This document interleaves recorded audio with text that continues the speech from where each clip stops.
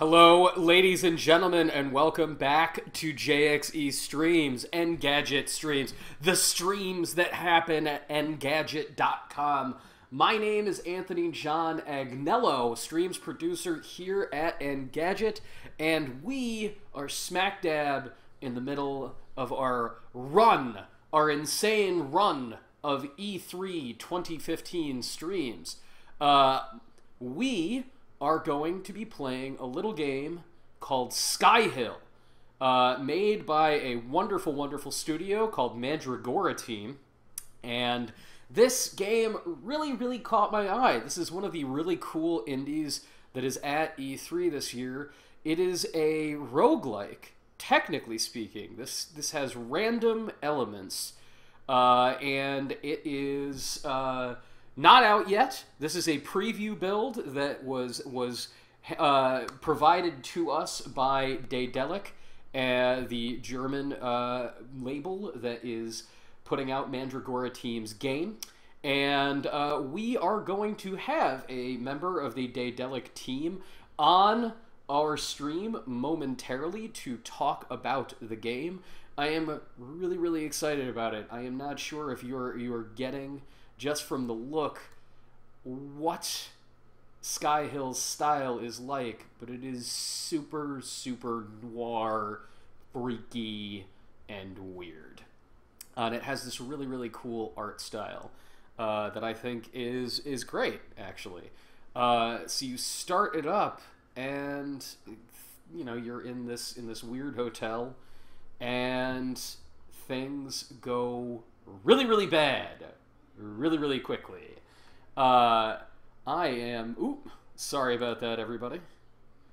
Don't want the game to disappear on you. We're gonna try and get John from Daedalic back on the line.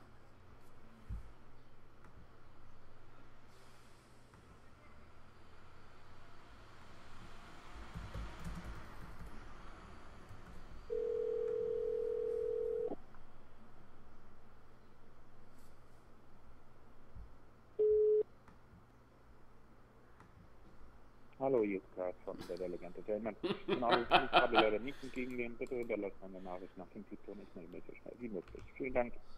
Hi, this is Karl from Daedalic Entertainment. I can't take this call at the moment. Please leave a message after the video and I'll try to call you back as soon as possible. Thank you very much. By the way, that is not game audio. That is the answering machine of John from Daedalic Entertainment. Unfortunately, we cannot get John on the line. This is the nature of the beast when it comes to E3. We do have Mandragora team hanging out in the chat, though. Hello, Mandragora team. Thank you so much for joining us. This is their game. We are playing Skyhill. Now, anything that you guys want to know about the game, anything that you want to see, they're the people to ask. They're the folks to talk to.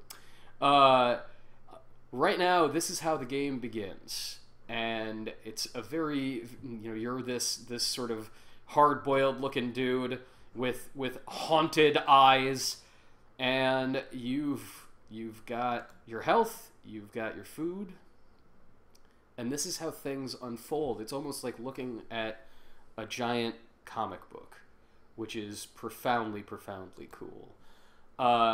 You know, something that has made me the most excited about the past couple of years with the rising health of indie gaming is the fact that adventure games have sort of this new lease on life.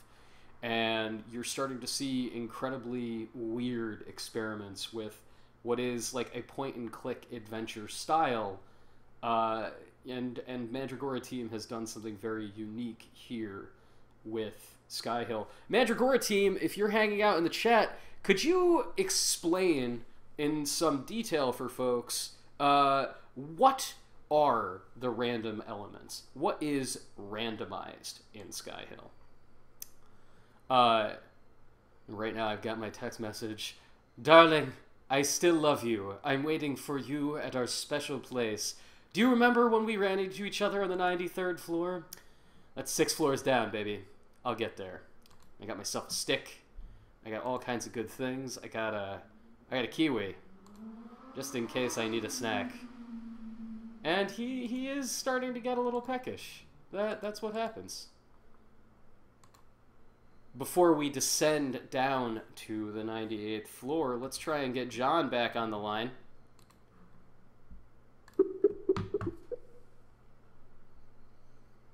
You guys like the ringing? You guys like the sweet sounds of Skype? As we try to dial across the land.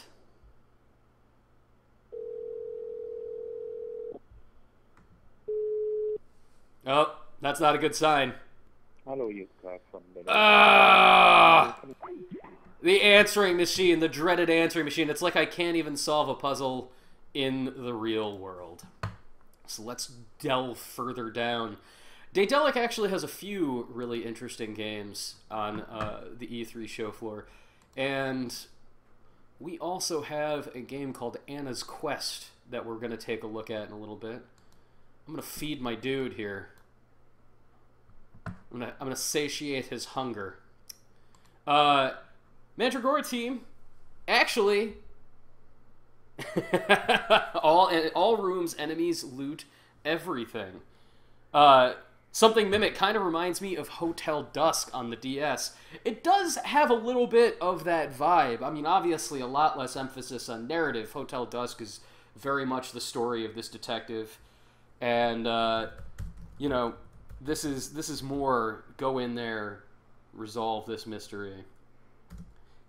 Hey Mandragora, do you have Skype? And if so, what is your name? This is not like an ASL thing. I'm not hitting on you. I am trying to see if you would like to join us on the call. And if you would like to join us, we would love to have you. Oh no! There is a thing. I am going to, yeah. I got a stick. We're going to use that stick. We're going to hit this thing right in the face. Come here. Bam! I'm going to hit you with this stick. Mandragora team, that's perfectly all right. You're right. Your English writing is really spectacular. And let me tell you that your English is almost certainly better than mine. But yeah, all right. Look, we're going to get Mandragora team on the line. This is going to be great. This is going to be excellent. And let's see here. Right after I killed that monster. That's perfect timing, Mandragora team.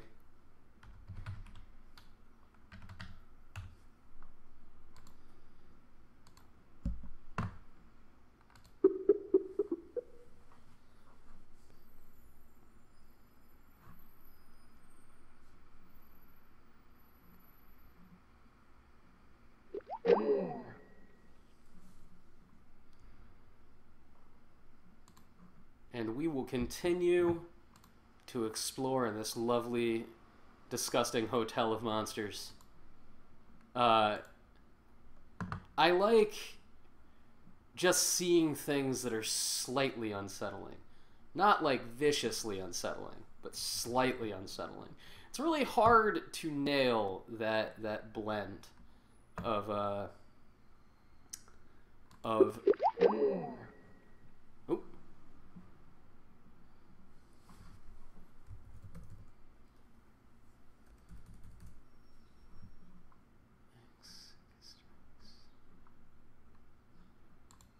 here we go. And we're trying to give Eugene a call here on Skype to see if he would like to join us, but it seems that the call is failing, unfortunately. So if anybody out there has tuned in and is wondering what it is like to attend E3, one of the most common experiences of E3 is showing up for a demo or an interview or any kind of an appointment on the show floor, and nobody who is supposed to be there is there. And you'll sit there and you'll say, "Hey, I have an appointment right now. I'm supposed to see Tomb Raider 9,000,000,003." And the folks at the booth who are representing Tomb Raider 9,000,000,003 will look at you and say, "Oh dear God, no. You're not even supposed to be here." Wow, my guy is in not great health. Is there anything I can use to help myself out here? Unfortunately not.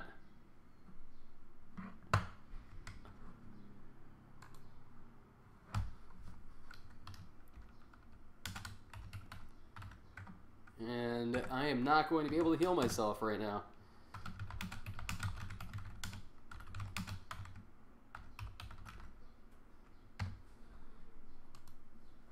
I'm going to die in this hotel.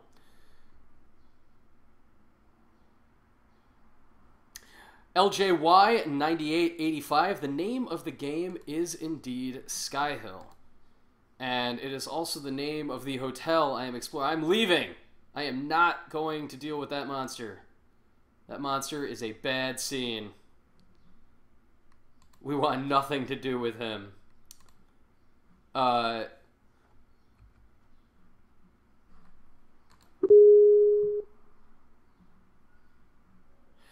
Hello, Eugene. Hi. Hi, I'm so glad that you were able to join us. This was perfect timing. Yeah. What? I'm here. Another voice on the stream.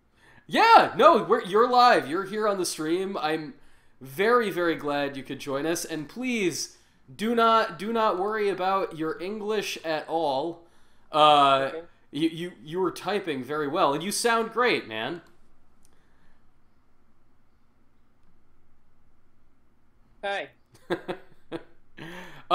So Eugene, tell me a little bit about Skyhill as best you can. How did Mandragora team come up with this sort of bizarre mix of a point and click adventure and horror? Oh, at first we decided to make a game for iOS, for iPhones, and you know, when you're looking to your iPhone, you can see your messages on line by line, and we thought that it can be a good idea to make a simple game with point and click mechanics with random generation in this style. But after that, we thought that our game will be can be really bigger and more interesting if we'll make it for Steam, for PC, Mac and Linux, and we're working more than 1 year and a half for it, and it had a lot of iterations. Past year we are making every month we are making iteration by iteration to polish this mechanics, to polish story and graphic style. This is a third time or fourth time of graphics. We remade it 3 or 4 times. It's really, really interesting because, you know, I tend to, you know, when I play a game that is a roguelike, I tend to, you know, find that it doesn't feel very distinctive. It doesn't feel very unique because there are all these elements that tend to be randomized and it feels random. But something that really drew me to Skyhill, even when I just saw screenshots of it, is how unique everything feels. It doesn't feel like the rooms and the weapons and everything, and the enemies Yeah, are randomly placed. It feels very intentional. How do you make sure that happens? This is because we decided at first to make a demo with only 5 floors,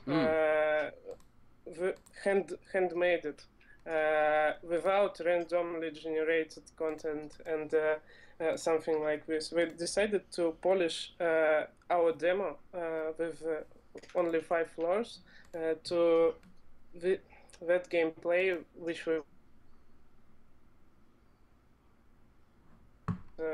we saw it. Okay, we like it. We like.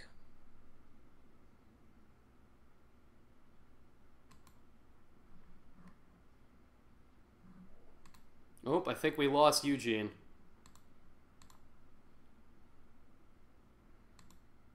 Yep.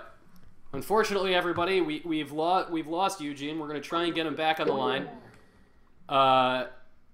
We will have him back momentarily. There we go.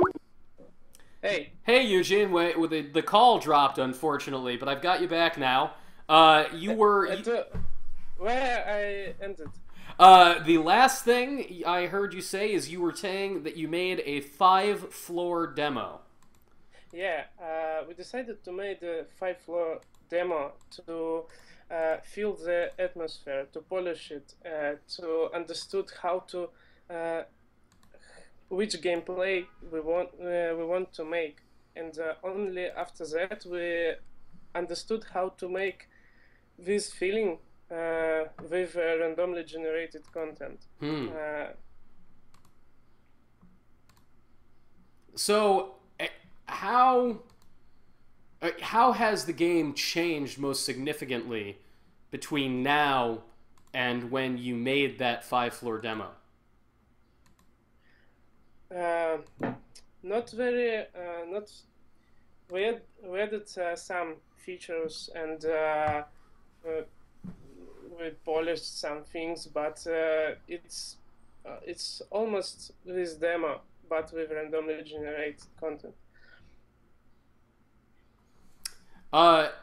So out of curiosity, Eugene, what is your history in game making? Why did you get into making games? Oh, I started with web development and as a programmer, and I learned HTML, and after I learned Flash, Adobe Flash, and the ActionScript, and that was the first steps to making games, and I understood that this is the best way of my work, and after that I started to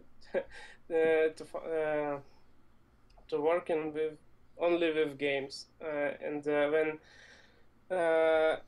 after my first project, when some HR agencies come to me and ask me, hey, do you want to work as a developer with our apps or programs which is not games? I told them that no, only games. I want to make games, and I think this is only one thing which I can do with such interest. I love that. I love that passion, man. I love that that you realize that this is what you wanted to do. You wanted to stick to it, and here you are. So the version of Skyhill that I'm playing was provided to me, by Daedalic. Are people able to, go out into the ether? When will, the average person be able to buy Skyhill? When? What did you ask? When it will release? Yeah, when will it release? 6th of October. 6th of October. And you know, man, it's how when you were talking about sort of the inspiration for you know, oh, piece of wood. I'm trying to make a stick here because I died terribly. Did you see that on the stream? How badly I died? No, I turned off the stream because I hear with some delay and it's hard to speak with you and I don't know what happened. One of your totally disgusting monsters just killed me. And I was trying to hit him with a stick. It was one of the basic guys with the skull head and the red arms. Ooh, I got a pipe now. All right, I got a pipe. So, one of the things that also strikes me about games with, you know, randomly generated elements is that it's very difficult to balance difficulty. How have you sort of, you know, worked to make sure that Skyhill doesn't feel unfair? We decided to make permanent death at first, and we're still working on the balance. We're still polishing it, but we'll add some difficulty levels to be sure that that more people can play this game, and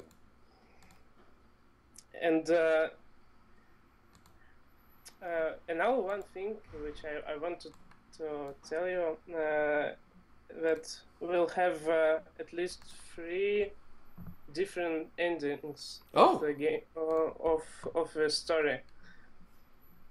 Yeah. So I love the story's style.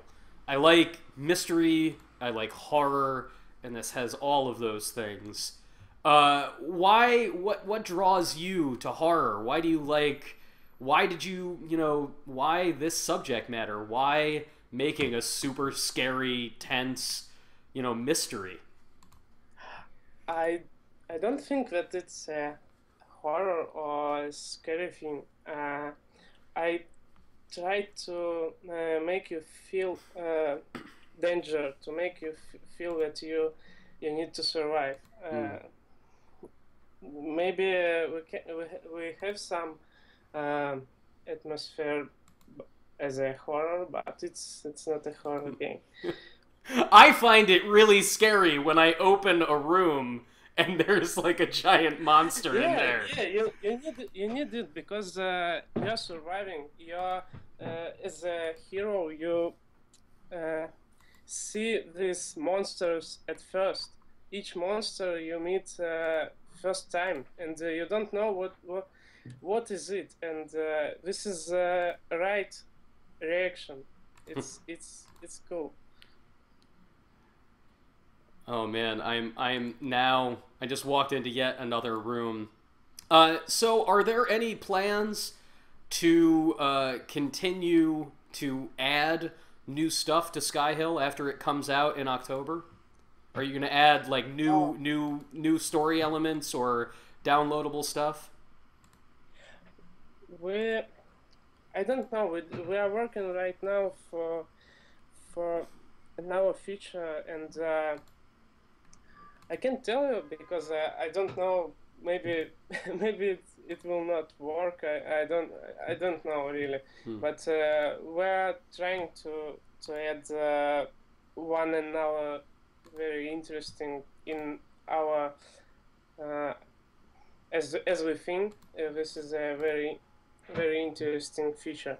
But I just today I worked 6 or 8 hours for this feature, and maybe I don't know how it works right now. I can't tell. Well, I am literally, my guy is at death's door.